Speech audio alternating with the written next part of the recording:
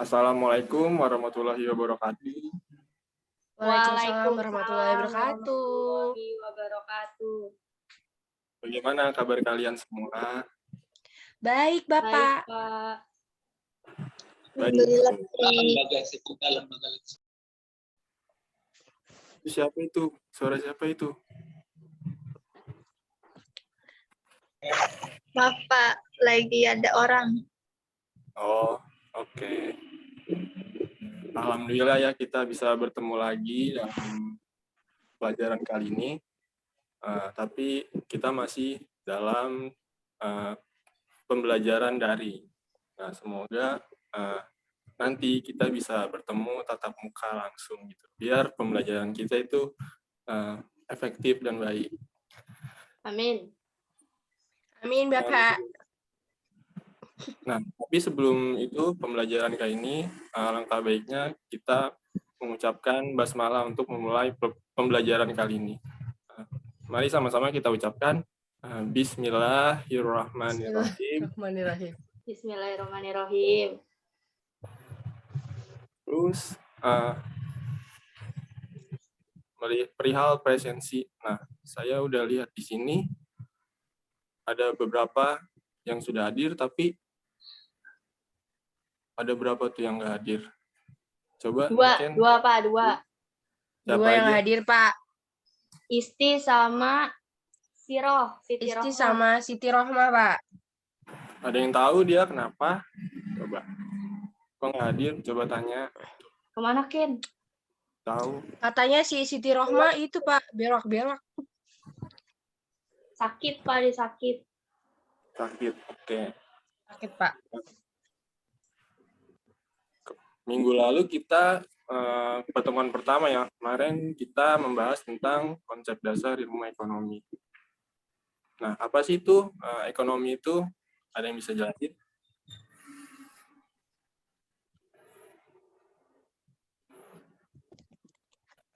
Ayo, siapa yang mau jelasin? Yang pertemuan minggu kemarin itu.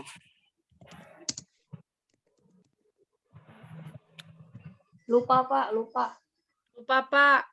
Lupa, Pak. Ya, mungkin Waduh, lupa parah. Iya. di kami di Ekonomi itu suatu cara bagaimana manusia itu dengan tingkah lakunya itu untuk memenuhi kebutuhan hidupnya sendiri. kita ataupun Dengan ekonomi. kita itu kemudian Untuk pertemuan diimplementasikan ini, di bank. kita akan membahas tentang pertemuan kedua ini ya. Kita akan membahas tentang masalah sistem ekonomi. Itu terbatas memang Ini ditampilkan slide-nya yang sudah saya berikan kepadanya. menjadi Sebentar ya, calon Pak. ketiga. Jadi kita 1 tahun berproses menjadi mahasiswa. Ini mute dulu nih. Atas selanjutnya menjadi ataupun dari ranah Udah muncul belum, Pak? Sudah. Nah, materi kita kali ini adalah masalah ekonomi dalam sistem ekonomi. Tapi sebelum itu, saya akan memberitahu tujuan pembelajaran kita pada kali ini. Nah, yang pertama itu, kalian mampu memahami apa itu masalah pokok ekonomi. Nah, yang kedua itu adalah bagaimana kalian bisa menjelaskan masalah pokok ekonomi dari teori klasik. Terus yang ketiga, bagaimana kalian bisa memahami atau menjelaskan bagaimana masalah pokok ekonomi dalam teori modern. Terus ada lagi, kalian bisa menyebutkan atau memahami sistem-sistem perekonomian yang ada gitu. Boleh ke slide selanjutnya.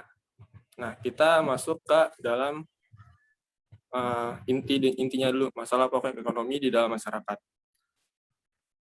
Di slideshow boleh nggak?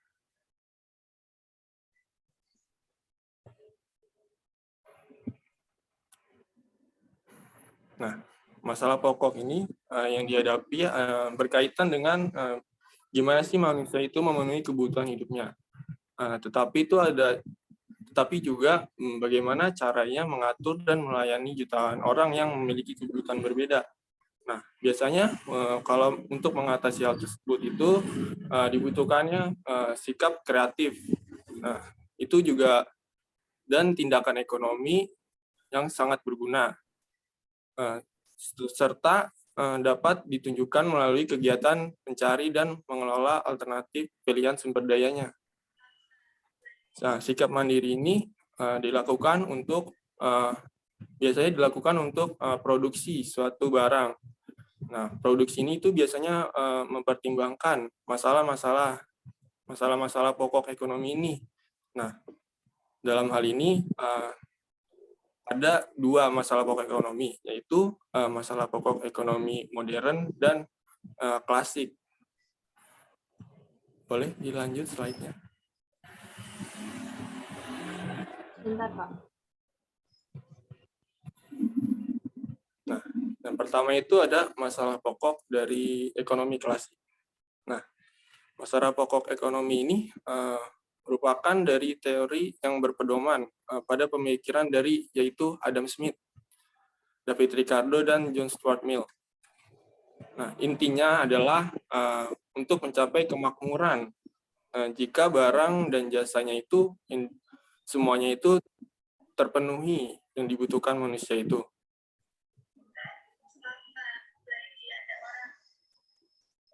Lanjut. Nah, yang pertama itu dalam masalah pokok ekonomi klasik ini tuh ada masalah distribusi. Nah, masalah ini nih benar-benar harus dipikirkan oleh produsen. Gimana sih produsen melakukan distribusi ini supaya barang atau jasa tersebut bisa sampai kepada konsumen dengan baik gitu. Terus juga masalah distribusi ini terkait dengan jalur produksinya ini, gimana produsen juga memikirkan bagaimana jalurnya itu agar barang dan jasa itu bisa cepat sampai kepada konsumen. Nah, dalam sistem distribusi ini biasanya transaksinya itu langsung antara produsen dengan konsumen. Nah, biasanya ini dilakukan kayak di pasar-pasar gitu, kayak di tukang-tukang jualan gitu, di pasar gitu. Kalian tahu lah gitu.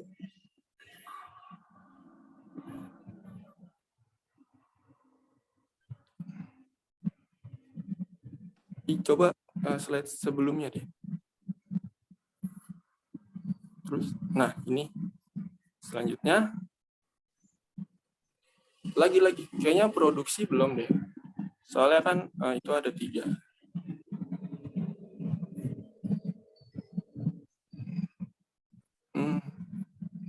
Terus. Ini tadi udah. Ya udah lanjut. Nah, selanjutnya ada masalah konsumsi. Nah, masalah konsumsi ini gimana? Ini menyangkut ya bagaimana permasalahan apakah benda atau alat pemuas kebutuhan yang diproduksi ini memang benar-benar dapat dimiliki oleh konsumen. Nah, masalah ini biasanya ini merupakan barang-barang yang digunakan secara tepat.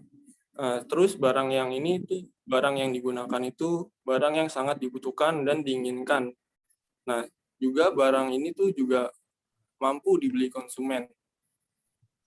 Jadi itu menyangkut masalah keefektivitasan dari distribusi tadi. Bagaimana distribusi itu juga cepat sampai ke tangan konsumsi dan terus bisa digunakan oleh konsumen gitu. Boleh di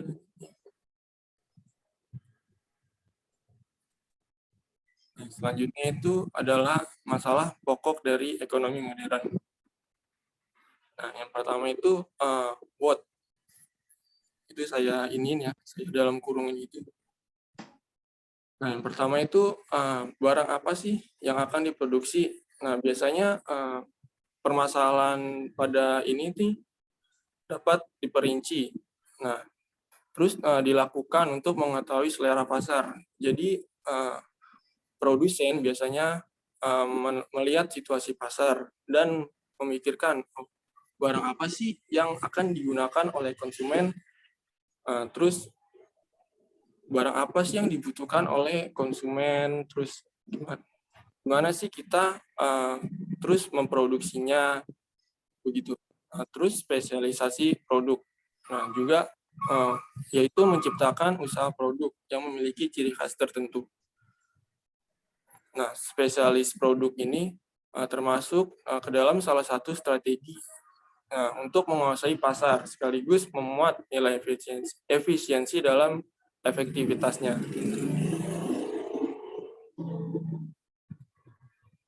Selanjutnya adalah how. Nah, bagaimana sih barang itu diproduksi? Setiap produsen pasti menginginkan kegiatan produksinya itu menghasilkan produk yang berkualitas dan memberikan banyak keuntungan. Nah, untuk menghasilkan produk tersebut yang berkualitas dan memperoleh banyak keuntungan, nah, produsen nih harus memilih teknik produksi apa yang tepat yang harus digunakan agar barang tersebut itu cepat terproduksi dan sampai ke tangan konsumen lalu memperoleh keuntungannya. Nah, biasanya ini permasalahan ini tuh diperinci dengan pertanyaan-pertanyaan, yaitu pertama, bagaimana sih barang itu diproduksi? Apakah produksinya itu menggunakan mesin atau tenaga manusia? Nah, terus bagaimana produsen itu memperoleh sumber daya yang akan digunakan? Jadi sumber daya itu menyangkut ya sumber daya manusia. Nah, sumber daya manusia ini penting untuk bagaimana barang itu diproduksi. Gimana ya? Maksudnya ya, begini nih.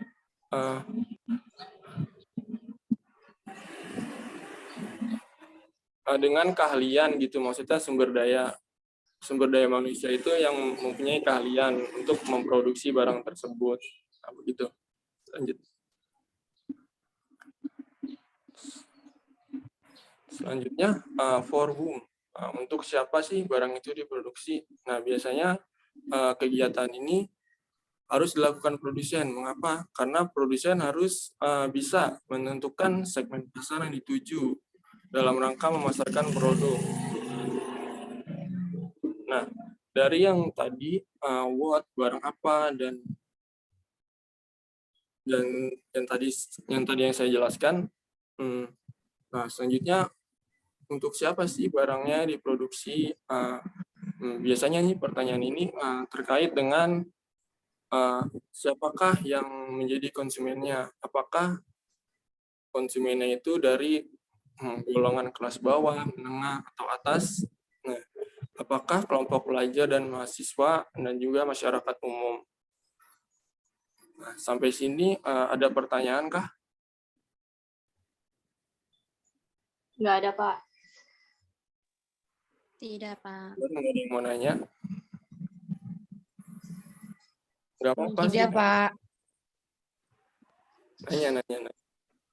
Jawab. Baik, itu.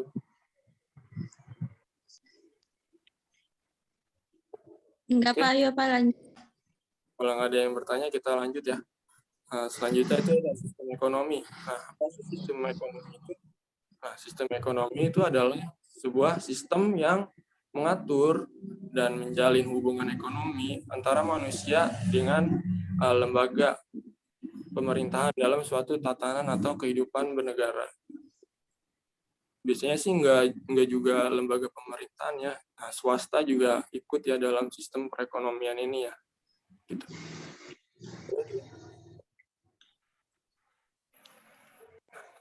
Yang pertama itu sistem ekonomi tradisional. Nah, sistem ekonomi tradisional ini biasanya menitik beratkan pada kayak Jadi istiadat masyarakat dalam menjalankan kegiatan perekonomian dalam hal ini jual beli. Nah, itu sistem perekonomian pada zaman dulu gitu. Nah, ciri-cirinya itu kayak masih adanya sistem barter, kayak belum adanya pembagian kerja.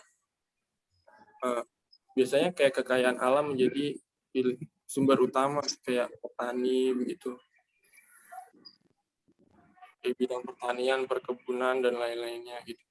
Terus pola hidupnya bersifat kekeluargaan, alat produksinya masih sederhana, kayak masih menggunakan kayak cangkul, begitulah, kayak di kegiatan pertanian dan perkebunan gitu. Terus kegiatan ekonomi ini masih terikat dengan adat istiadat.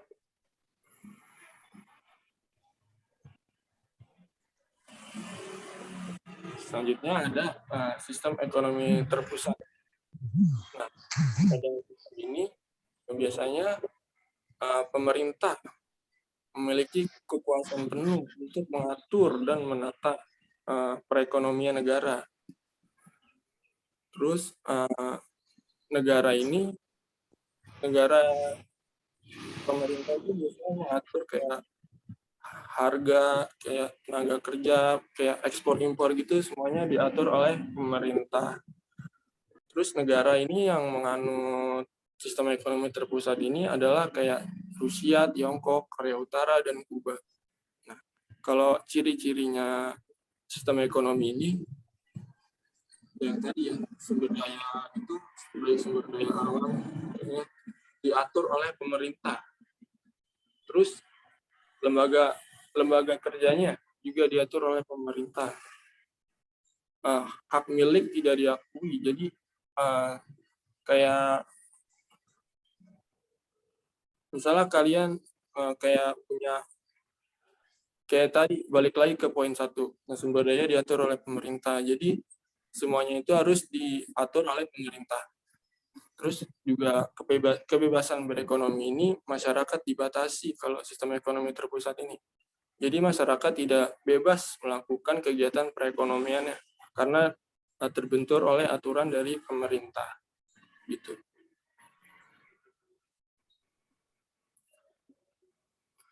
Selanjutnya ada sistem ekonomi pasar. Nah, sistem ekonomi ini, kegiatan ekonomi itu biasanya dilakukan oleh pihak swasta. Nah, pemerintah juga kegiatannya hanya mengawasi kegiatan perekonomian ini. Terus semua sumber produksinya menjadi milik masyarakat karena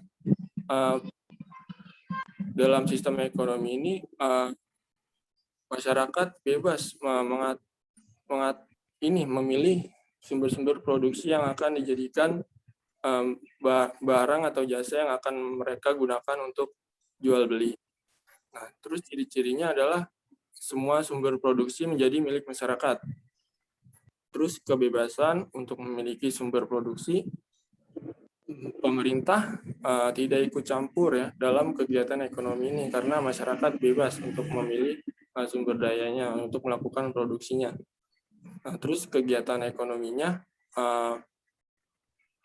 mempertimbangkan keadaan pasar.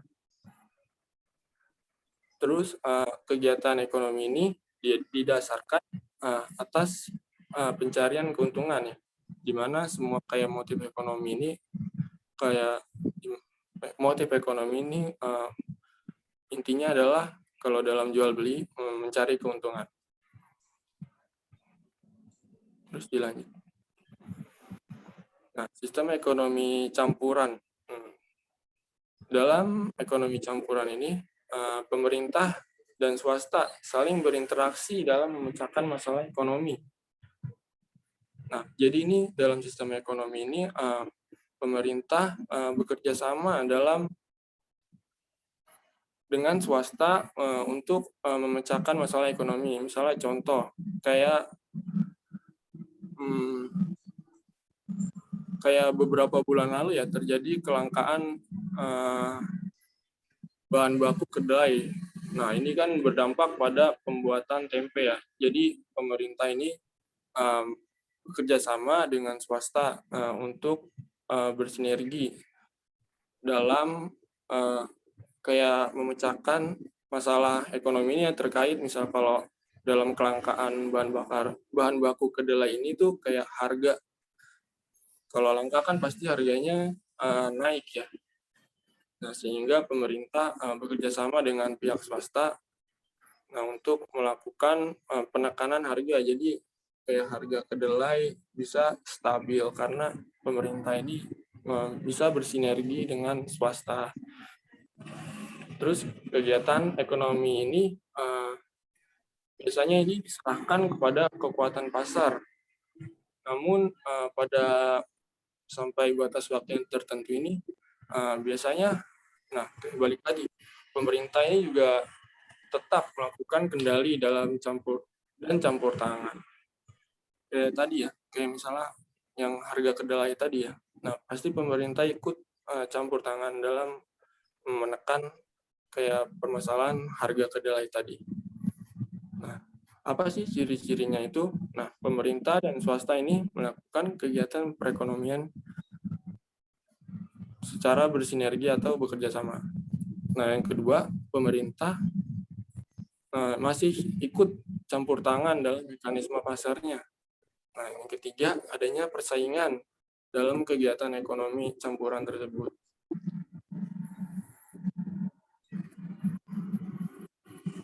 Lanjut, ada sistem perekonomian Indonesia.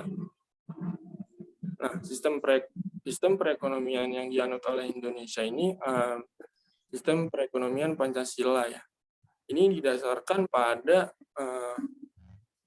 yaitu Pancasila dan Undang-Undang Dasar 1945 pasal 33. Nah, ini merupakan pasal yang berhubungan dengan sistem perekonomian Indonesia. Nah, sampai sini ada pertanyaan nggak?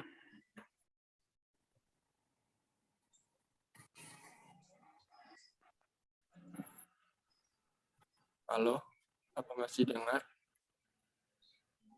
Nggak ada, Pak. Nggak ada.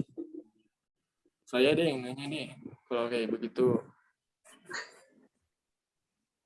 Nih, tentang sistem perekonomian Indonesia nih. Nah, kenapa sih Indonesia itu menganut sistem perekonomian Pancasila? Coba kalian searching mengapa.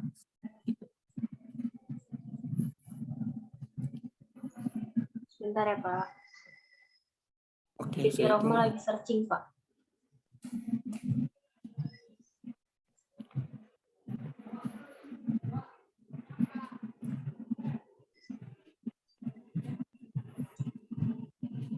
Saya mau jawab boleh? Boleh jawab, silakan. Alasannya itu karena Indonesia mengalami gini, karena sistem yang paling cocok untuk diterapkan dengan berdasarkan kepada rakyat yang bebas untuk melakukan kegiatan ekonomi, namun tetap ada campur tangan pemerintah.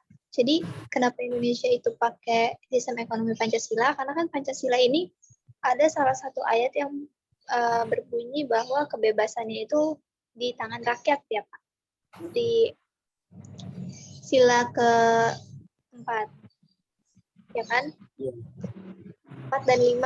Nah, artinya Indonesia ini melakukan kebebasan atau melaksanakan sistem ekonomi ini secara bebas kepada rakyat, namun tetap adil. Seperti itu sih menurut saya, Pak. Ya, betul menurut. Pak, saya mau jawab boleh? Boleh, namanya. Menurut saya, Indonesia merupakan salah satu negara yang menerapkan sistem ekonomi Pancasila karena di dalamnya mengandung prinsip demokrasi yang selama ini dipegang teguh oleh Indonesia. Nah, kemudian diterapkan sistem ekonomi ini, rakyat Indonesia dibebaskan untuk mengatur ekonominya sendiri namun dengan campur tangan pemerintah. Seperti itu, Pak. Ya, betul sekali. Jadi sistem perekonomian yang dianut Indonesia itu sistem ekonomi Pancasila, yaitu berdasarkan sila keempat ya. Sila keempat dan kelima yang tadi kata Hanik itu. Terus juga tadi Niken juga ya benar juga begitu. Sampai sini nggak ada yang mau bertanya lagi apa? Itu, Pak. Ayo Siti Roma nanya. Mau tanya sih Pak saya, boleh nggak? Pak, Boleh nggak Pak tanya? pengen Niken mau juga. nanya, Niken? Menurut Bapak sendiri terkait sistem ekonomi di Indonesia saat ini tuh seperti apa sih Pak? Menurut saya, ya tadi sistem perekonomian Indonesia ini menganut ke sistem Pancasila tadi berdasarkan sila keempat. Apa sila keempat? Maksud saya tuh kondisi sistem perekonomian Indonesia saat ini tuh seperti apa? Oh, kondisinya ya kayak kalau saat ini kan sedang pandemi ya. Jadi banyak kayak masyarakat menjalankan perekonomiannya itu kalau pandemi ini kayak dengan online gitu.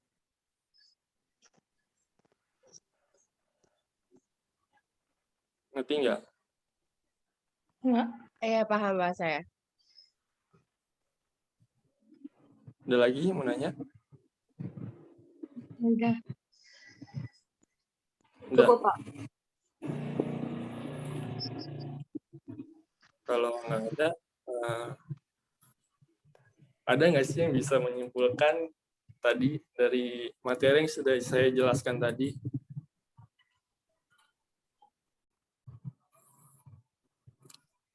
Ayo boleh Nia, terus siapa lagi tadi? Niken, Hani, boleh nyimpulin. Siti Roma juga boleh. Siti ada istri tadi.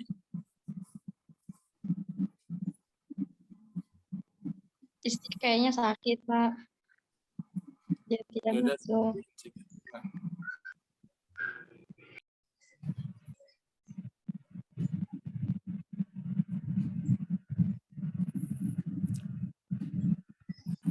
Baik, kalau tidak ada yang menyimpulkan, saya yang menyimpulkan deh. Jadi, masalah pokok ekonomi itu ada dua teori ya, yaitu teori ekonomi klasik dan modern. Kalau klasik itu yang pertama itu masalah produksi. Bagaimana barang itu dari bahan baku sampai barang jadi itu bagaimana memproduksinya itu. Yang kedua, masalah distribusi. Bagaimana soal penyaluran barang atau jasa itu kepada konsumen. Nah, terus yang ketiga ada masalah konsumsi. Bagaimana konsumen menggunakan barang atau jasanya itu untuk memenuhi kebutuhan hidupnya. Terus masalah dalam ekonomi modern ada what barang apa yang digunakan, terus untuk siapa barang itu digunakan. Nah, terus selanjutnya ada sistem ekonomi. Nah, sistem ekonomi adalah sistem yang digunakan untuk mengatur jalannya perekonomian di suatu negara. Nah, sistem ekonomi ini ada sistem ekonomi terpusat, campuran, terus ekonomi pasar, tradisional, dan sistem ekonomi Pancasila. Nah, sistem ekonomi Pancasila ini yang dianut oleh negara kita, negara Indonesia. Nah, yaitu berdasarkan pada sila keempat.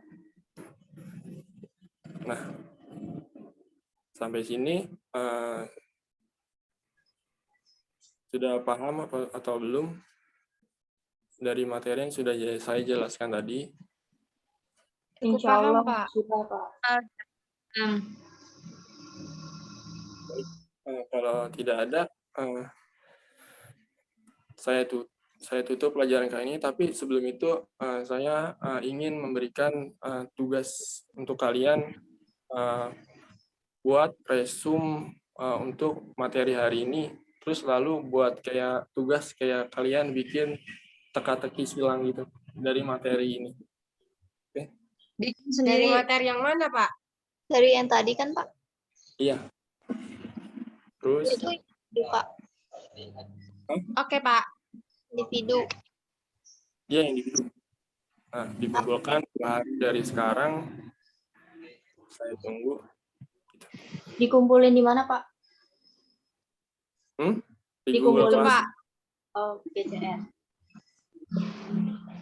Pak, resume tulis tangan apa diketik, Pak? Tulis tangan lah. Tulis tangan di mana, Pak? Di aspal apa di kertas?